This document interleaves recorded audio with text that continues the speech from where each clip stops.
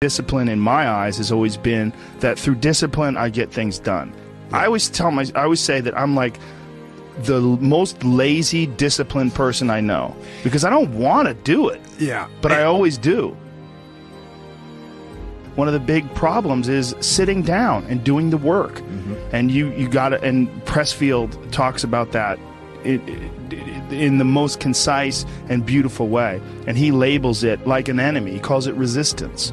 You know, and that you have to sit down, you have to overcome resistance, and that the pro goes to work. And it doesn't matter if you're sick, doesn't matter if you have kids, it doesn't matter what, you're a pro and you go to work. And that just, it puts it in your head that this is what I do. This is what, and you have pride in that. And then when you are in front of that keyboard and you look down at the count, it says, I got 1,000 words today. I put 1,000 words in. You're doing the work. Yeah. And out of that work, gems blossom. Yeah. Little things, but you might have a day where you just write nothing but dog shit. So what? Show up again tomorrow. And tomorrow out of that dog shit, a flower will emerge. You never know. And that's the only way to develop real, like, to really develop your potential 100% in anything, whether it's as an author or even as a martial artist. There's a lot of creativity in martial arts.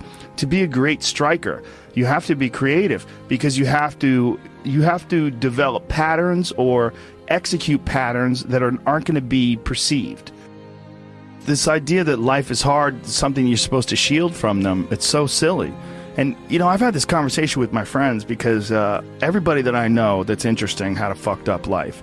But now we have kids, and the last thing we want is our kids to have a fucked up life. So we put our kids in these good schools, we live in these nice neighborhoods, everybody eats healthy, and there's no fucking domestic violence, and everybody seems, it's so different than all of our lives. And we were talking about it. Me and Brian Callen were actually talking about it. Like, look, we all had fucked up childhoods, and everybody we know had fucked up childhoods. And they're all interesting, but I don't want my kids to be boring, but I also want them to be safe. So it's like, how do you approach that? I mean, I think you get involved. This is what I've chosen to do, is get my kids involved in martial arts and give them the opportunity to pursue difficult things, and understanding that through pursuing these difficult things, like in accomplishing stuff, like you learn something about yourself. You learn that you have this ability inside of you to overcome. Get obsessed with life improvement. Find things that you enjoy doing that are difficult, do them and get better at them. It seems so simplistic. It seems like a ridiculous, idealistic point of view, but it's effective. Well, you need some amount of pride and some amount of ego to get good at things in the first place, because it's such a counterintuitive notion, because you have to have a belief in yourself. You have to be able, like when you start out at jiu-jitsu, you're a white belt. Like, I remember being a white belt and being like, oh my God, I am fucking never going to get good at this. I'm going to suck forever. But to look at people who are better than you and know they had to have sucked at one point in time. Okay, there's somewhere along the end of this tunnel, there's got to be a light. I just got to keep going. Yeah. Self-discipline is self-love. If you want to be happy, you have to love yourself, which means you have to discipline your behavior. The road to sustained happiness is through disciplining your behavior. We tend to base our self-esteem on what other people think. And that's not really self-esteem. Self-esteem is supposed to be how we feel about ourselves. And I was just saying how dangerous it is to allow other people to determine how you're going to feel about you. It don't matter whose fault it is that something is broken if it's your responsibility to fix it. For example, it's not somebody's fault if their father was an abusive alcoholic, but it's for damn sure their responsibility to figure out how they're going to deal with those traumas and try to make a life out of it. It's not your fault if your partner cheated and ruined your marriage, but it is for damn sure your responsibility to figure out how to take that pain and how to overcome that and build a happy life for yourself. Fault and responsibility do not go together. It sucks, but they don't. When something is somebody's fault, we want them to suffer. We want them punished. We want them to pay. And we want it to be their responsibility to fix it. But That's not how it works, especially when it's your heart. Your heart, your life, your happiness is your responsibility and your responsibility alone. As long as we're pointing the finger and stuck in whose fault something is, we're jammed and trapped into victim mode. When you're in victim mode, you are stuck in suffering. The road to power is in taking responsibility. Your heart, your life, your happiness is your responsibility and your responsibility alone. The separation of talent and skill is one of the greatest misunderstood concepts for people who are trying to excel, who have dreams, that want to do things. Talent you have naturally. Skill is only developed by hours and hours and hours of beating on your craft. You don't try to build a wall. You don't set out to build a wall.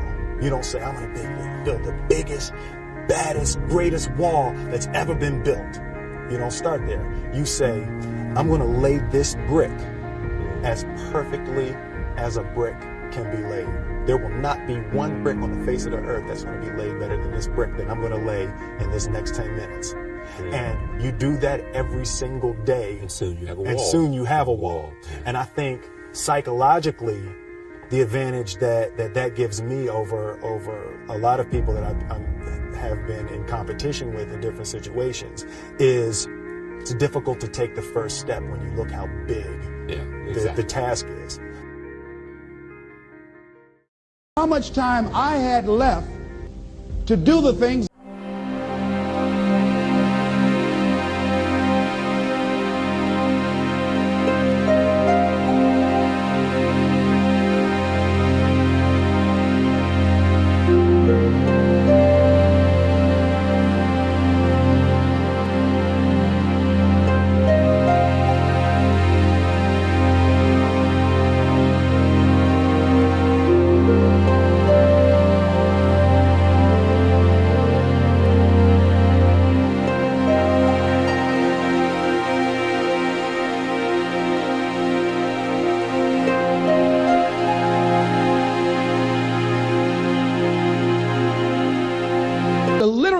to stand still. I'm saying that you've got to make some conscious effort to begin to work to develop you. Here's something else. Most people are not living their dreams because of fear, ladies and gentlemen. Fear, limited vision, and lack of self-esteem is what keep most people doing things they don't want to do. The same reason that people stay in relationships where they're abused or they're unhappy or it's unfulfilling, they can't see themselves beyond that relationship. They can't see themselves enjoying life without that person. They think that this is all that they can do. The same reason that people get stuck at a certain level in life, they can't see things being better for them. And they think that this is it and this is all they deserve. This is all they've ever seen. It's been passed on to them. And they think that this is it for them. Oh, no. I was looking what Dr. Blanton, Smiley Blanton, who is a colleague of Dr. Norman Vincent Peale, what he said about fear. He said, fear is the most subtle and destructive of all human diseases. Ladies and gentlemen, fear kills dreams. Fear kills hope. Fear put people in the hospital. Fear can age you. Fear, ladies and gentlemen, can hold you back from doing something that you know within yourself that you're capable of doing, but it will paralyze you. And it seemed like you're in a hypnotic spell. And I ask you a question, what is the benefit? What's the benefit of allowing fear to hold you back? What's the benefit of giving up on yourself, of not stepping out on life and taking life on? What is the benefit for you?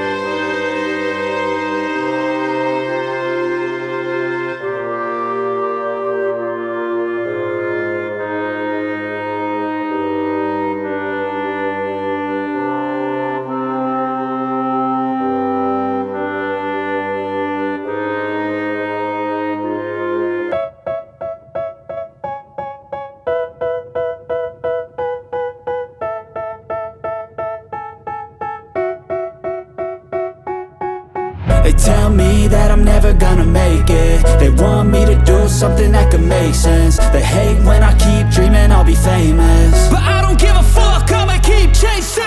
I got all this potential that's deep inside of me, but they hate when you're successful cause they try to be. They sit there being judgmental because you're trying things, and they just want you to settle and do the right thing. So get a good... You might have to fight them someday. So by realizing that they're really good, you're forced to be objective about it, and you have to go to work.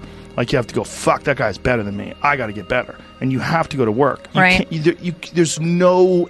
There's no positive benefit in underestimating someone. Underestimating someone will get you fucking killed. Like, literally. You're gonna get... But this is something I've cultivated for a long time and avoided things that make me unhappy and figured out what those things are and been very rigid about eliminating them from my life.